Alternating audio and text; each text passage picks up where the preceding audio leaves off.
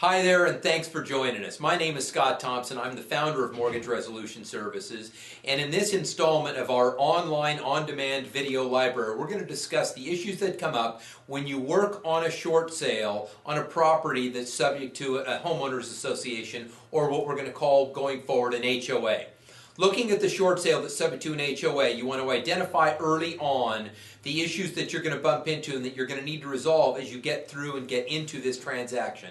You're going to want to know right away if your HOA dues are current, and the best way to find that out is to get the homeowner to provide you with a current statement from their HOA which shows, number one, what their dues are and if there are any delinquent dues. And as soon as you get that statement, you want to take a look and see A, if it's delinquent, or B, if it's current.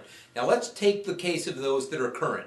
If it's current, you want to have a discussion with your homeowner about the importance of keeping those HOA dues current throughout the entire process.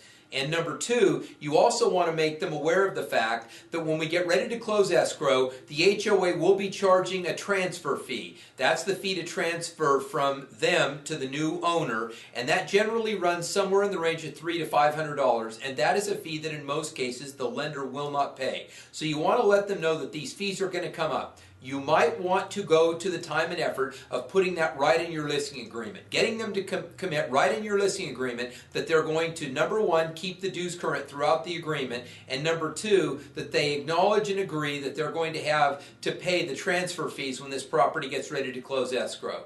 Now, those are the easy ones. The more difficult situations are when you discover that you have delinquent HOA dues. Begin working on those right away. Do not wait until you have a buyer to solve the problem, because you may not have adequate time to solve the problem and still keep the buyer in the transaction.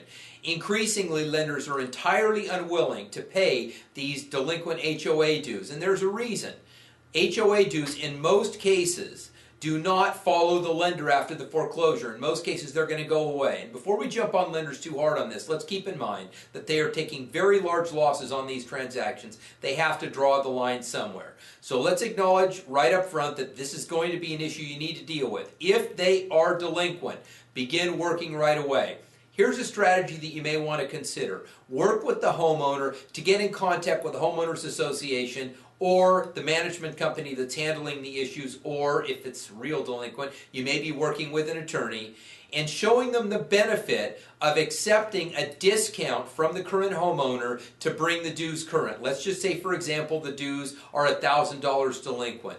The homeowner should approach the management company about possibly paying $250 to get them current, and they agree going forward to keep them current until the transaction is complete. Now, why would the HOA do that? Well, they would do that because it helps their cash flow. They start to get money coming back in, and one of the negotiating tools that you're going to use, or that your client's going to use, is to show them that if they don't cooperate with the existing owner of the property, the number of months it may take the lender to foreclose on the property, months where there will be no dues paid, and after the lender forecloses, in most cases, they don't pick those dues up right away. They pay them in arrears when the REO property closes escrow. So it could be 6, 8, 10, 12 months before the HOA starts getting dues again. So they can see the benefit of working something out with the existing owner and looking to a solution, that solution long-term being to put a new owner in the property that will begin to pay dues.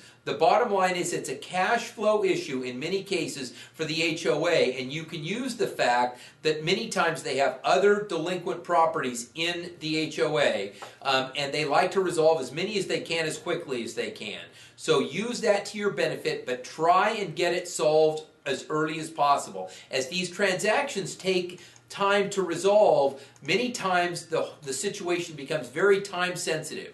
It's best to have a solution before you have to dump this on an escrow officer and say, hey, solve it for me, because this is not the escrow officer's job.